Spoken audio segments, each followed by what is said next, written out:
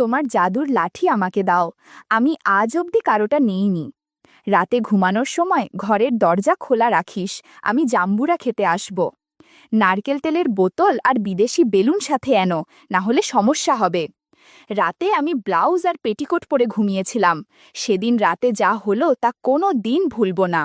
আমি তিতলি, বয়স ৩৭। আমি বর্তমানে এক গৃহবধূ। আমি এক একান্নবর্তী পরিবারের বউ, কিন্তু আমি ছিলাম আধুনিক মনোভাবের মেয়ে। আর আমার এই মনোভাবের জন্য আমি আমার দিদিকে ধন্যবাদ জানাই। আমার দিদির জন্যই আমি অনেক কিছু জেনেছি। সেই সময় আমি ক্লাস 9-এ পড়ি এবং আমার দিদি উচ্চ মাধ্যমিক পাশ করে কলেজে ভর্তি হয়েছে। আমাদের বাড়ি কলকাতা থেকে বেশ কিছুটা দূরে, এক মফস্বল শহরের সংলগ্ন এক ননু গ্রামে।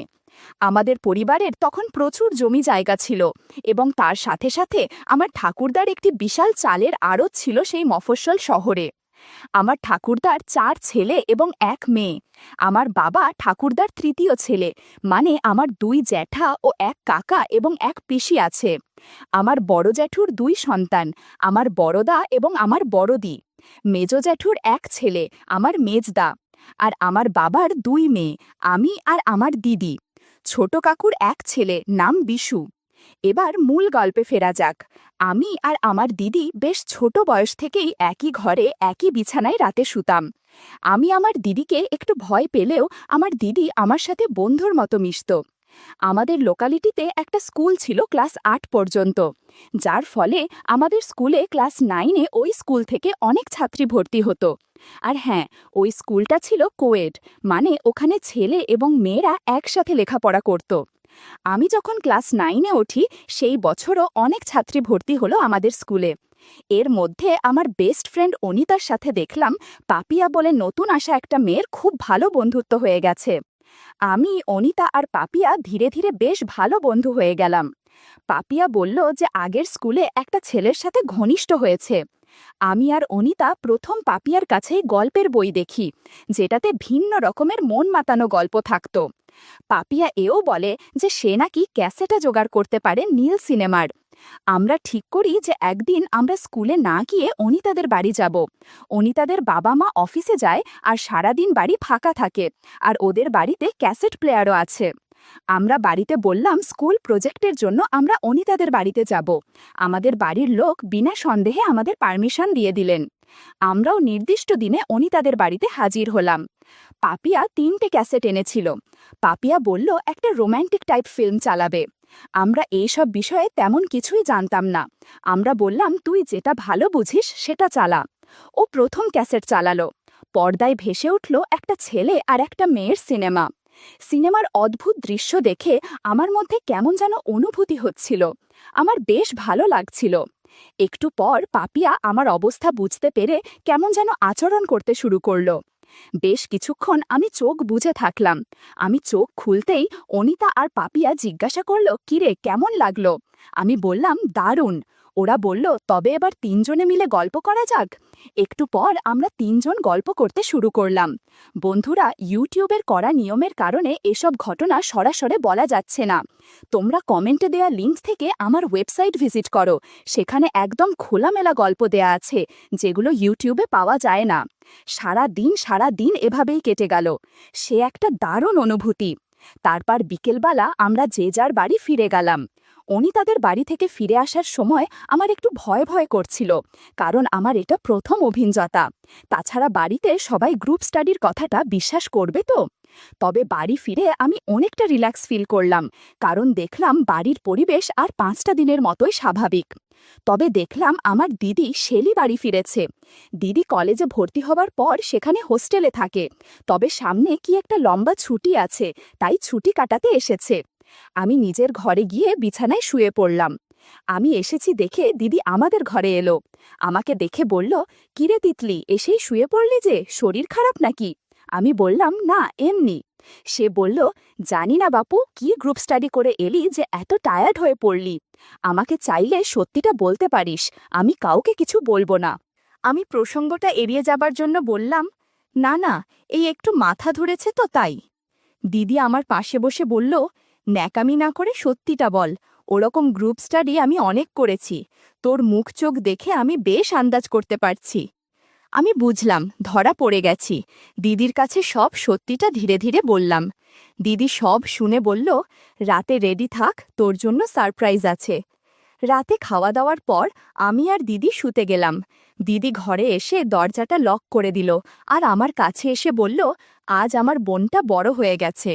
দিদি খুব সুন্দর একটা পারফিউম মেখেছিল। আমি সুন্দর গন্ধটা শুঁকতে থাকলাম। দিদি বলল, দাঁড়া, তোকে একটা জিনিস দেখাই। এই বলে উঠে গিয়ে নিজের সুটকেস থেকে একটা নকল জাদুর লাঠি বার করল। আমি এসব আগে দেখিনি। অবাক হয়ে তাকিয়ে আছি দেখে দিদি বলল, এটা দিয়ে আমরা হোস্টেলে মেয়েরা মনের ইচ্ছা পূরণ করি।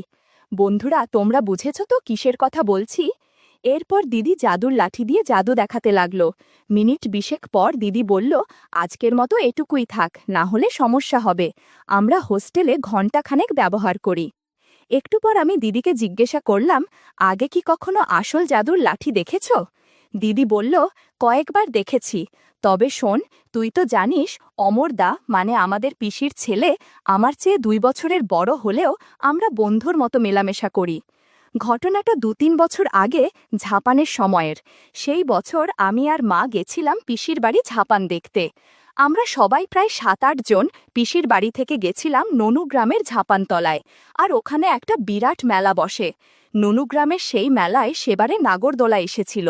আমরা সবাই নাগরদোলা চাপলাম। সেই দলে মা আর পিসিমাও ছিল। কিন্তু আমার মাথা ঘুরে গিয়ে বমি হয়ে যায় ওই সময়। আমি একটু সুস্থ হলে পিসিমা অমরদাকে দিয়ে আমাকে বাড়ি পাঠিয়ে দেয় এবং বাকিরা ওখানে মেলা ঘুরে দেখতে থাকে। আমি অমরদার সাথে বাড়ি ফিরছিলাম। শরীর দুর্বল ছিল, তাই আমি রাস্তায় হোঁচট খাই। প্রায় পড়েই যাচ্ছিলাম। অমরদা আমাকে ধরে ফেলে। এ সময় অমরদা একটা জাম্বুরা ধরে ফেলে। কি যে একটা অবস্থা বলে বোঝাতে পারবো না। আমি ওকে কিছু বললাম না। আমরা বাড়ি পৌঁছলে আমাকে অমরদা নিজের ঘরে গিয়ে বিশ্রাম করতে বলে।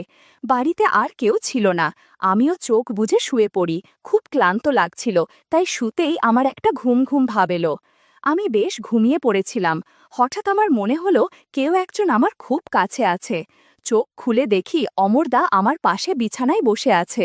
আমি সেদিন শাড়ি পরেছিলাম, ব্লাউজ একটু অগোছালো হয়েছিল, সেদিকে আমার খেয়াল ছিল না। অমরদা বলল, মেলায় নাগরদোলায় ওঠার পর থেকে তোকে অনেক ক্লান্ত লাগছে, ভাবলাম তোর একটু সেবা করি। আমি ছোটবেলা থেকেই অমরদাকে আমার ভালো লাগতো। আমি বললাম, ঠিক আছে, সেবা কর। আমার সম্মতি পেয়ে অমরদা ঘণ্টাখানেক আমায় সেবা যত্ন করল। মাঝে মাঝে ফল খেলো। কিছুক্ষণ পর বাড়ির সকলের ফেরার সময় হয়ে গেছিল।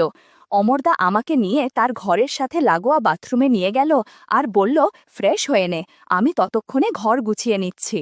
সেইবার পিসির বাড়িতে 3 দিনে আমরা প্রায় 7-8 বার অনেক মজা করেছিলাম। এর পরেও আমি পিসির বাড়ি গেলে বা অমরদা আমাদের বাড়ি এলে আমরা সকলের নজর এড়িয়ে গল্প করতাম। এটা ছিল আমার জীবনের প্রথম জাদুর লাঠি নেয়ার অভিজ্ঞতা। দিদির কথা শুনে আমারও কেমন যেন লোভ হচ্ছিল, কিন্তু কিভাবে কি করব বুঝতে পারছি না।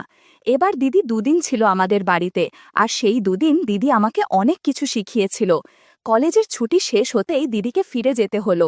যাবার সময় আমাকে দিদি তার নকল জাদুর লাঠি দিয়ে গেল, যাতে আমি একা কিছু করতে পারি। কিন্তু আমি জানতাম না ভাগ্যদেবতা আমার জন্য অন্য কিছু ঠিক করে রেখেছেন। কিছুদিন পরে অনিতা আর পাপিয়া একদিন বিকেলের দিকে এলো আমাদের বাড়িতে দেখা করতে। আমি আমার আর দিদির মধ্যে শেষ কিছুদিনের ঘটে যাওয়া ঘটনার কথা বলতে চাইনি, কিন্তু পাপিয়া আমার হাঁটাচলা দেখে বলল যে আমি ইতিমধ্যে কারোর সাথে কিছু করেছি কিনা। আমি এড়িয়ে যাবার চেষ্টা করলেও ওরা দুজনে আমাকে সব সত্যি বলতে পিড়াপিড়ি করল, আর আমাকে বাধ্য হয়ে সব কথা খুলে বলতে হলো। এমনকি নকল জাদুর লাঠিও দেখালাম ওদের। দেখেই পাপিয়া আগে ওটা নিয়ে একাই ব্যবহার করতে শুরু করল, আর মাঝে মধ্যে আমাদেরও ব্যবহার করতে দিল।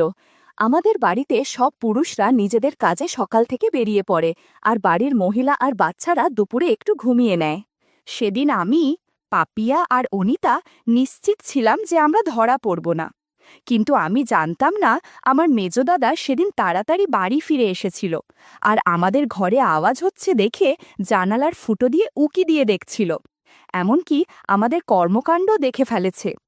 অনিতা আর পাপিয়া বাড়ি চলে গেলে মেজদাদা আমার ঘরে এসে আমাকে ভয়ও দেখালো যে ও সবাইকে বলে দেবে এসব কথা। আমি ওকে অনুরোধ করলাম যেন কাউকে কিছু না বলতে। তখনও বলল, তাহলে আমাকে জাম্বুরা খেতে দিতে হবে। আমি বুঝে গেলাম মেজদা কি বলতে চাচ্ছে। তবুও একটু আশ্চর্য হয়ে ইস্তত বোধ করলাম। মেজদা বলল, তোর দিদি অমরদার সঙ্গে কি কি করেছে তা তোর বান্ধবীদের বলেছিস তা আমি শুনেছি। তোদের দুই বোনের সব কীর্তি আমি জেনে ফেলেছি, বেশি নাটক করলে সবাইকে বলে দেব।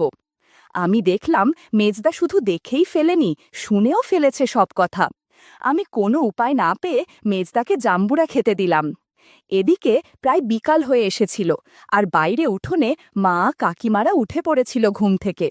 বাইরে গলার আওয়াজ পেয়ে আমি মেজদাকে বললাম, এখন কিছু না করাই ভালো, বাড়ির কেউ দেখে ফেলতে পারে।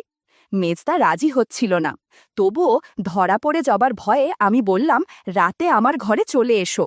মেজদা বলে গেল, রাতে যেন আমি দরজা খুলে রাখি, সবাই শুয়ে পড়লে ও আমার ঘরে আসবে। সারা সন্ধে আমি পড়ার ঘরে বসে একটুও পড়ায় মনোযোগ দিতে পারিনি। আমার মেজদার কথা ভেবে খুব এক্সাইটেড ছিলাম।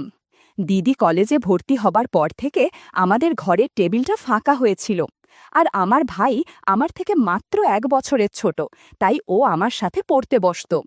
পড়তে পড়তে আমার অস্থির ভাব লক্ষ্য করে আমার কাছে কারণ জানতে চাইল। আমি কিছু না বলে এড়িয়ে গেলেও বেশ বুঝতে পারলাম কিছু একটাও সন্দেহ করেছে, কিন্তু আমার চোখের সামনে তখন শুধু মেজদার কথা ছাড়া আর কিছুই আমি ভাবতে পারছিলাম না। রাতের খাওয়া দাওয়া সেরে আমি আমার রুমে এসে বসলাম, আর খাবার ঘরে আমার আর মেজদার চোখে চোখে কথা হয়ে গেল। রাতের খাবার শেষে আমি আমার ঘরে অপেক্ষা করছিলাম। রাতে আমি ব্লাউজ আর পেটিকোট পরতাম।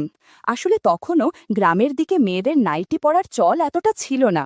এই অবস্থায় মেজদাকে একটা সারপ্রাইজ দেওয়া যাবে। আমি দরজাটা শুধু ভেজিয়ে দিয়ে আলোটা অফ করে নাইট ল্যাম্পটা জ্বেলে দিলাম। দরজাটা লক করলাম না।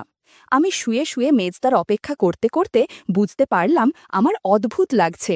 একটু পর আমার ঘরের দরজাটা দেখি খুলে গেল। আমি বিছানায় পড়ে রইলাম, যেন ঘুমিয়ে পড়েছি। চোখের পাতা একটু ফাঁকা করে দেখে নিলাম, মুখ দেখতে পেলাম না, তবে নাইট ল্যাম্পের আলোতে বেশ বুঝতে পারলাম মেজদা ছাড়া আর কেউ নয়। মেজদা একটা কালো চাদর জড়িয়ে এসেছে, যাতে অন্ধকারে সহজে কেউ তাকে দেখতে না পায়। আমার ঘরে ঢুকে চাদরটা একপাশে রাখল। দেখলাম মেজদা একটা লুঙ্গি পরে আছে। মেজদা নাইট ল্যাম্পের আলোয় আমায় এক দৃষ্টে দেখতে লাগল। আমি তার চোখে আকর্ষণ দেখতে পেলাম। সে এসে আমার বিছানায় পাশে বসল। কিসের দিকে যেন তাকিয়ে আছে ঠিক বুঝতে পারলাম না। আমি যেন ঘুমিয়ে পড়েছি সেইভাবে শুয়ে রইলাম। মেজদা বলল, আমি জানি তুই জেগে আছিস। কথাটা শুনে আমি উঠে পড়লাম। দাদা বলল, আমি নারকেল তেল আর বিদেশি বেলুনে এনেছি। তোর সাথে প্রথমবার গল্প করব, তাই ভাবলাম এগুলো নিয়ে আসি। এগুলো ছাড়া অনেক ভালো লাগবে না। একটু পর আমরা গল্প করতে শুরু করলাম। বাড়ি ভর্তি লোকের মাঝে আমি চেঁচামেচি করছিলাম। মেজদা বলল, এত জোরে শব্দ করিস না, সবাই বুঝে যাবে। এই রাতে 40 মিনিটের মতো গল্প করেছিলাম। শেষ মুহূর্তে হঠাৎ দরজার কাছে খুট করে একটা শব্দ হতেই ঘুরে দেখি মেজদা দরজা লক করেনি, আর সেই দরজার সামনে দাঁড়িয়ে আমাদের ছোট ভাই বিশু দাঁড়িয়ে আমাদের দেখছে, আর নিজে নিজে কি যেন করছে। আমি একটু হকচকিয়ে গেলাম। এমন মুহূর্তে ও আশায় রাগ হলো প্রচণ্ড। আরেকটু পরে আসলেই বা কি ক্ষতি হতো। রাগের মাথায় ভাবলাম, ও যদি আবার কাউকে কিছু বলে দেয় তাহলে তো সমস্যা হবে। মেজদাকে বললাম, বিশুকেও আমাদের গল্পের আসরে সামিল করি, তাহলে ও কিছু বলতে পারবে না। আমি আস্তে আস্তে বিশুর সামনে গিয়ে বসলাম। অন্ধকারে কিছুই বুঝতে পারল না যে আমি ওর সামনে বসে আছি। আমার ছোঁয়া পেতেই ও ভয় পেয়ে পালাতে গেল, আর আমি ওকে বাধা দিলাম।